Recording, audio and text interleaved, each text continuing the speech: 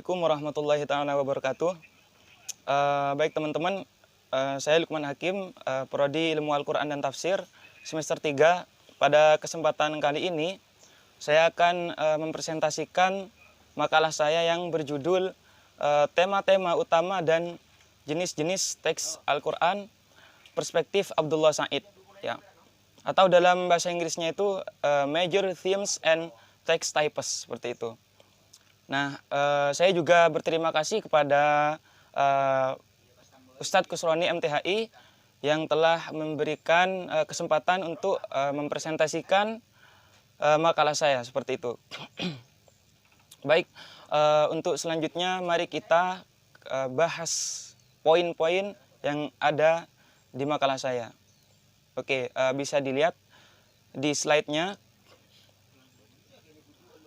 Namun sebelum saya menjelaskan latar belakang masalah, saya membuat makalah ini yaitu melalui buku terjemahan yang mana judulnya Ilmu Pengantar Studi Quran, Pengantar Studi Al-Quran seperti itu, karya Abdullah Said yang kemudian yang berbahasa Inggris dan diterjemahkan oleh Pak Sahiron Samsudin.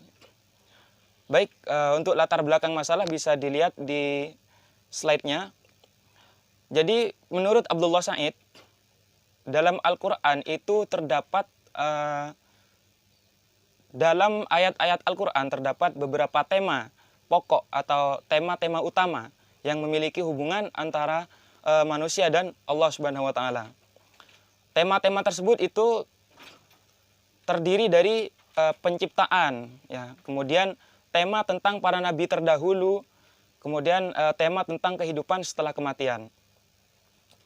Kemudian Abdullah Said menjelaskan bahwa rujukan setiap tema-tema utama ini muncul di seluruh teks dalam Al-Quran, sehingga tidak bisa dipisahkan. Misalkan kisah tentang Maryam ada pada surat Maryam, tapi tidak menutup kemungkinan itu berada pada surat yang lain, seperti itu, diceritakan di surat yang lain. Nah, rumusan masalah ini saya menjelaskan tema-tema penting dalam Al-Quran yang Abdullah Said sebutkan ada 9. Ada tentang Allah, tentang makhluk gaib, setan, makhluk ciptaan Allah, nabi-nabi terdahulu, pandangan Al-Quran terhadap agama-agama lain, peristiwa sejarah pada masa nabi, kehidupan setelah kematian, kemudian pedoman etika dan moral bagi manusia. Kemudian rumusan masalah yang kedua, seperti apa penjelasan jenis-jenis teks pokok dalam Al-Quran. Jadi selain membahas tema-tema utama dalam Al-Quran, juga Al-Quran itu secara teks bisa dikelompokkan menjadi beberapa jenis. Kemudian langsung saja ke pembahasan slide berikutnya, yaitu tentang Allah. Jadi dalam Al-Quran penyebutan Allah itu sangat banyak sekali. Allah disebutkan Zat yang maha mendengar, Zat yang maha melihat. Kemudian Allah Zat yang maha pencipta. Nah, namun yang umum di masyarakat yaitu ada 99 asma Allah yang diketahui ya oleh masyarakat kita. Namun sebagaimana yang saya baca juga dalam kitab Maqasidul Asna, bahwa sifat-sifat Allah Ar-Rahman Ar-Rahim itu semuanya mencakup pada atau dimuat oleh lafaz Allah Subhanahu wa taala. Sebagaimana yang juga dijelaskan oleh Abdullah Said di sini, ya, merupakan nama yang paling umum dan yang mencakup segala sifatnya ialah hanyalah Allah. Nah, kemudian walaupun Allah Subhanahu wa taala disebutkan seperti demikian dalam Al-Quran, tapi Al-Quran juga melarang kita menyamakan Allah dan makhluknya yang diciptakan. Karena sebagaimana surat Asy-Syura ayat 11, laisa kamitslihi syai'un wa huwas samiul basir, seperti itu. Tidak ada sesuatu pun yang serupa dengan Dia dan Dia yang maha mendengar, maha melihat. Seperti itu. Kemudian lanjut pada slide berikutnya, yaitu tema utama tentang makhluk gaib. Al-Quran juga menjelaskan tentang makhluk gaib, makhluk yang tidak bisa dinalar oleh manusia, seperti itu. Contohnya seperti malaikat menyampaikan wahyu kepada Nabi Muhammad. Sebagaimana Asy-Syu'ara ayat 192 hingga 193 yang bunyinya wa innahu latanzilu rabbil alamin nazala bihir ruhul amin, seperti itu ya. Dan sungguh Al-Qur'an itu benar-benar diturunkan oleh Tuhan seluruh alam ke dalam hatimu Muhammad ya. Nazala bihir ruhul amin, dia dibawa oleh Ar-Ruh Al-Amin. Siapa itu? Yaitu malaikat Jibril alaihi salam. Jadi tidak bisa dilihat oleh mata. Kecuali orang-orang yang sudah diberikan kasyaf ya, karunia oleh Allah Subhanahu wa taala. Kemudian Al-Qur'an juga makhluk gaib di sini mencakup jin. Mencakup jin yang mana menurut teolog muslim, jin itu makhluk yang tidak bisa dilihat dan diciptakan dari api tanpa adanya asap. Nah, di sini juga Abdullah Sa'id menyebutkan adanya kesamaan antara jin dan manusia berdasarkan Al-Qur'an surat Az-Zariyat ayat 56 ya. Katakanlah Nabi, aku tidak menciptakan jin dan manusia selain untuk menyembah kepadaku, seperti itu ya. Wa ma khalaqtul jinna wal insa illa liya'budun. Tidaklah Allah menciptakan jin dan manusia kecuali untuk menyembah. Ya mungkin ini menurut saya dari segi tujuan Allah menciptakan. Allah menciptakan jin dan manusia itu tujuannya sama, yaitu menyembah kepada Allah Subhanahu wa taala. Jika rupa itu jika dari segi usul atau segi penciptaan ya tentu berbeda. Jin diciptakan dari mimma rijim minar ya, sebagaimana hadis sahih Muslim ya, khuliqu al-jinnu min marijim minar wa khuliqu adam min tin, seperti itu. Jadi jin itu diciptakan dari api yang menyala, kemudian anak Adam itu diciptakan dari tanah liat, seperti itu. Lanjut kepada slide berikutnya karena masih banyak lagi. Next to the new slide ya. Tema utama yaitu tentang setan, simbol kejahatan dan pembangkangan. Jadi dalam Al-Qur'an yang menurut Abdullah Sa'id itu setan sebagai simbol kejahatan dan pembangkangan, seperti itu. Dan di sini Abdullah Sa'id juga setan itu disebutkan juga sebagai iblis yang merupakan bangsa jin ya. Merupakan bangsa jin. Dulu ceritanya konon ya, sebagaimana yang dijelaskan dalam Al-Qur'an, jadi iblis itu dilaknat oleh Allah Subhanahu wa taala karena menentang perintahnya.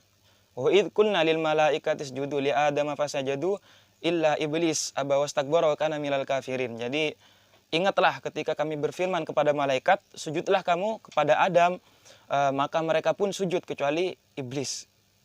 Ia menolak dan menyombongkan diri dan ia termasuk golongan kafir, seperti itu. Jadi dulu malaikat tunduk pada Allah dan kecuali iblis sehingga dilaknat oleh Allah Subhanahu wa taala. Dalam Al-Qur'an secara literal syaiton itu secara umum mengacu pada iblis, sedangkan asyayatin ya yang merupakan isim jamak yang bermakna banyak ya. Tadi syaiton bermakna satu, sedangkan yang asyayatin ini bermakna beberapa setan, itu mengacu pada mereka yang mengikuti jejaknya setan, juga mencakup jin dan manusia, seperti itu. Sebagaimana surat Al-Baqarah ayat 208 yang syaiton dan syayatin, Al-An'am ayat 112 ya. Kadzalika ja'alna likulli nabiyyin aduwan syayatinal insi.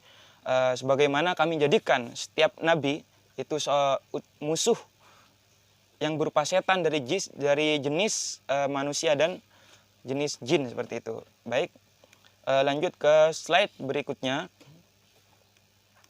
yaitu tentang penciptaan. Nah, penciptaan di sini disebutkan Allah menciptakan langit ya dalam Al-Qur'an, menciptakan bumi dan segala sesuatu yang ada di dalam atau di antara keduanya. Misalkan surat Al-Hijr ayat 84, wa ma khalaqnas samawati wal arda wa ma bainahuma illa bil haqq.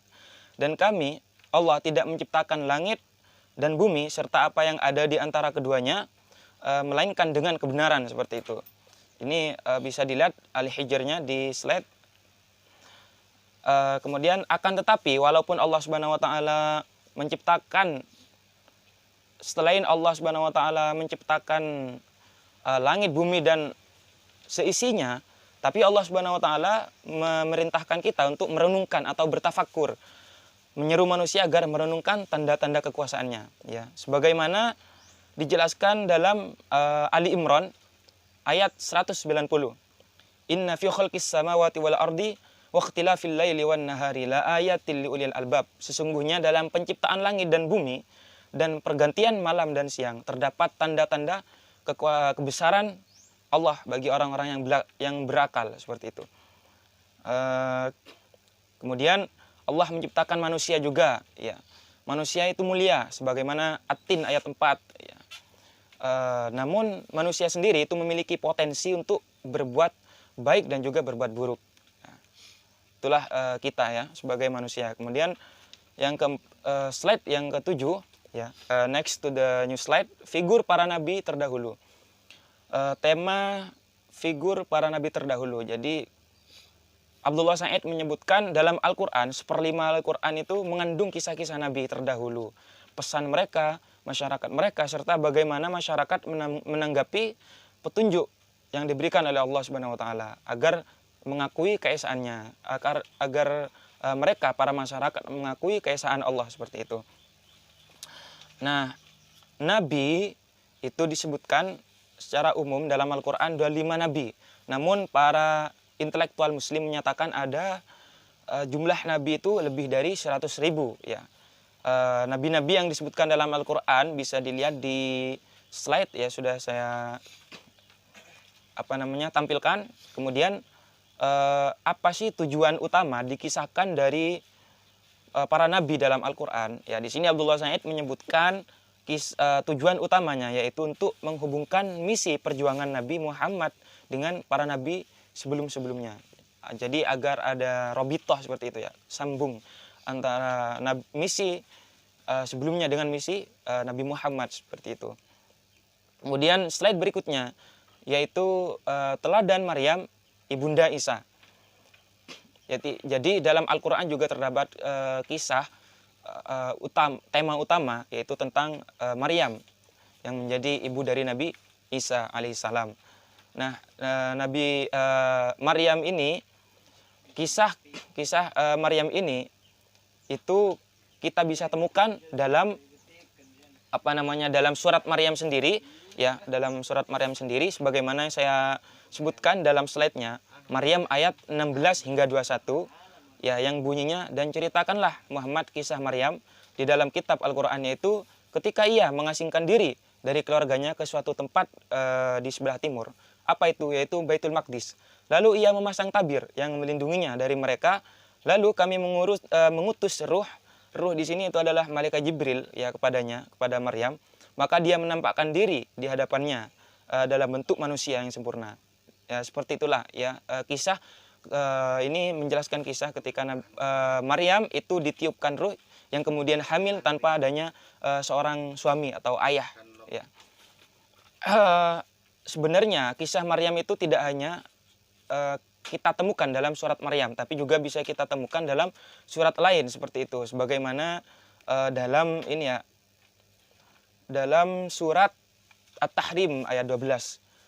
Wa Maryam ibnati Imran allati ahsanat farjaha fanafakhna fihi min ruhina wa saddaqat bi kalimati rabbiha.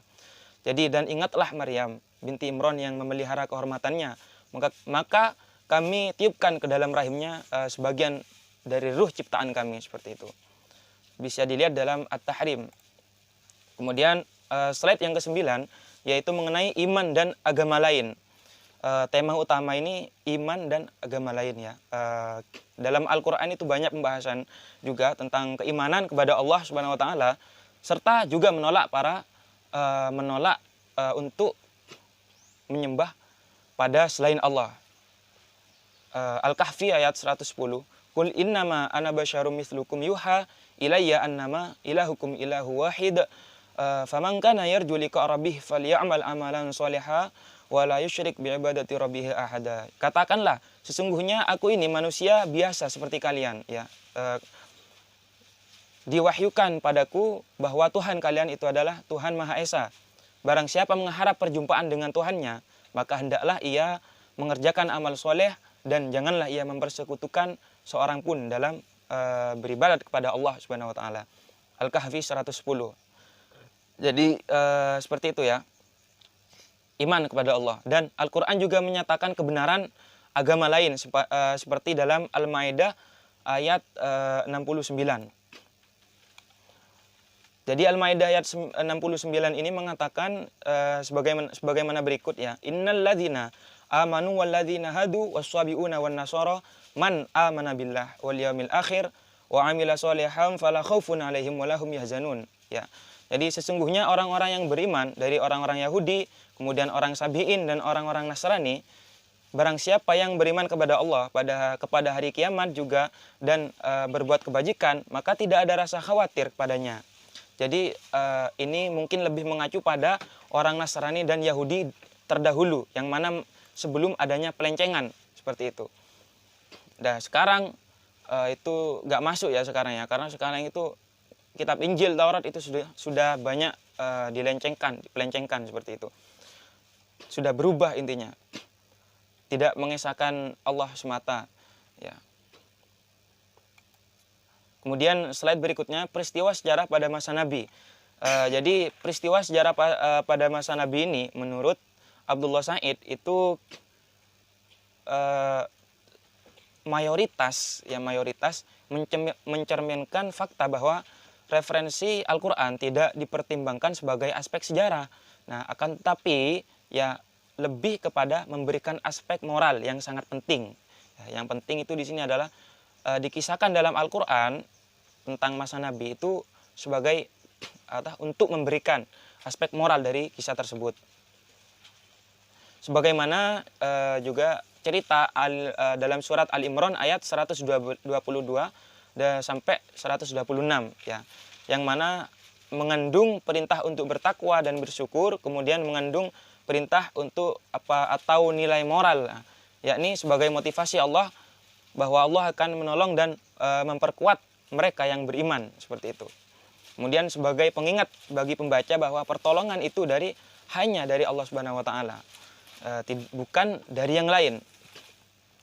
Ya, bisa dibaca di slide-nya surat Ali Imran ayat 122 hingga 126 tentang peperangan di Badar yang kemudian Allah memberikan bantuan bala tentara seperti itu untuk mengalahkan musuh, walaupun kaum muslimin ya pada masa itu sedikit dibandingkan pasukan dari kaum musyrik seperti itu ya. Kemudian lanjut next to the new slide, kehidupan setelah kematian. Kehidupan setelah kematian ini yaitu mencakup pada hari kiamat. Pada hari kiamat, amal perbuatan manusia akan dihisab dan dihakimi oleh Allah Subhanahu wa taala. Sebagaimana surat Al-Waqiah ayat 5 hingga 12 dan juga dijelaskan dalam surat Al-Insyiqaq ayat 1 hingga 12. Kemudian pada hari kiamat juga Al-Qur'an menjelaskan neraka itu sebagai tempat bagi mereka yang tidak percaya kepada Allah, tidak mengikuti petunjuk Nabi, serta bertindak sewenang-wenang dan tidak adil. Ya, bisa dilihat dalam surat An-Naba ayat 21 hingga 30. Kemudian sebaliknya yaitu surga itu bagi mereka yang percaya kepada Tuhan yang Maha Esa, berbuat baik, adil dan bijak. Al-Insan ayat 12 hingga 22. Ya. Wa jazahum bima sabaru jannata wa harira, dan dia Allah memberi balasan kepada mereka karena kesabarannya berupa surga dan pakaian sutra. Ya, ini bagi mereka yang beriman kepada Allah dan sabarlah dalam menghadapi kehidupannya, tidak melenceng dari syariat agama Allah Subhanahu wa taala. Kemudian lanjut kepada slide berikutnya yaitu rumusan masalah yang kedua tentang jenis-jenis teks Al-Qur'an. Jenis-jenis teks Al-Quran itu mencakup teks teologi. Ya, di sini Abdullah Said menyebutkan ada 1, 2, 3, 4, ada 4. Teks teologi, teks historis, teks etika dan hukum, kemudian teks kebijaksanaan, spiritual, keagamaan, dan teks yang diformulasikan sebagai doa dan permohonan. Namun saya di sini akan membahas 3, teks teologi, teks historis, dan teks etika dan hukum. Itu saja, karena mungkin ketika kita membahas ini, 3-nya ini bisa kita dapat ya teks kebijaksanaan spiritual dan teks yang diformulasikan sebagai doa itu. Selanjutnya teks teologis. Baik, untuk mempersingkat waktu saya jelaskan ya. Teks teologis di sini itu Abdullah Said menyebutkan ada dua jenis entitas yang ada dalam alam gaib ya. Al-Qur'an menyebutkan demikian ya. Entitas pertama itu tentang Allah dan wujudnya, dan entitas kedua itu tentang konsep-konsep seperti singgasana Allah, arsy Allah ya, surga, neraka, dan lauh mahfud. Nah, surga dan neraka ini kan sudah dijelaskan sebelumnya. Namun di sini saya memberikan contoh Ar-Rahmanu 'alal arsy istawa. At-Toha ayat surat At-Toha ayat 5 seperti itu. Yang Maha Penyayang ya Allah di atas arsy singgasana itu. Allah berada di atas arsy singgasananya.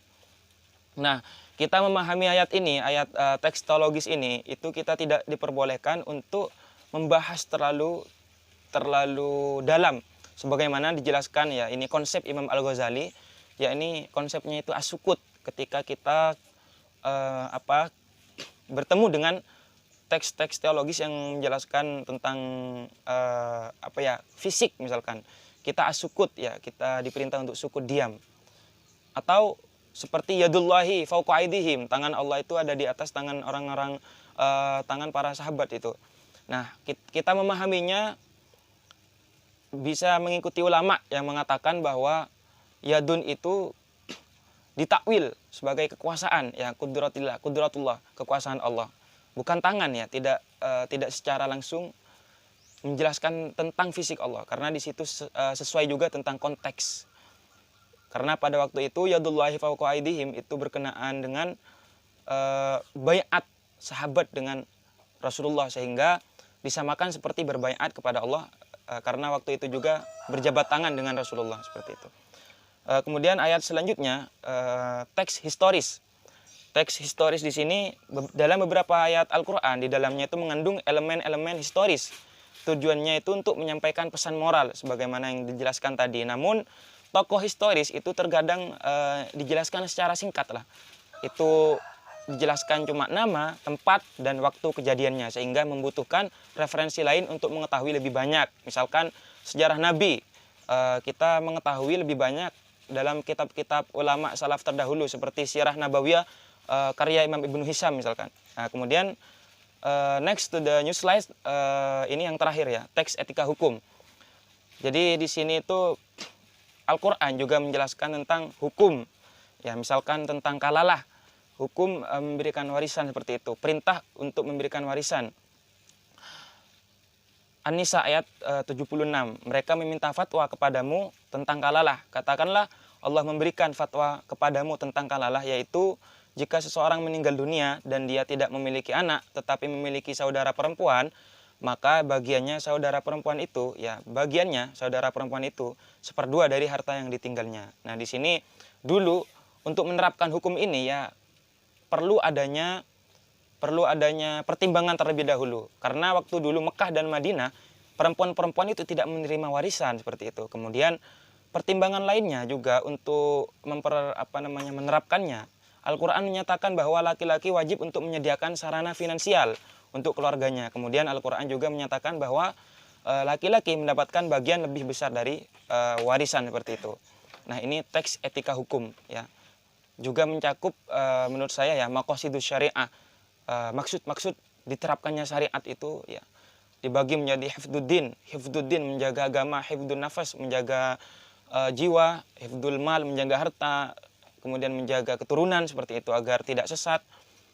Ya, intinya yang mencakup hukum-hukum dalam syariat dan kemaslahatan. Baik, itu saja yang mungkin bisa saya sampaikan.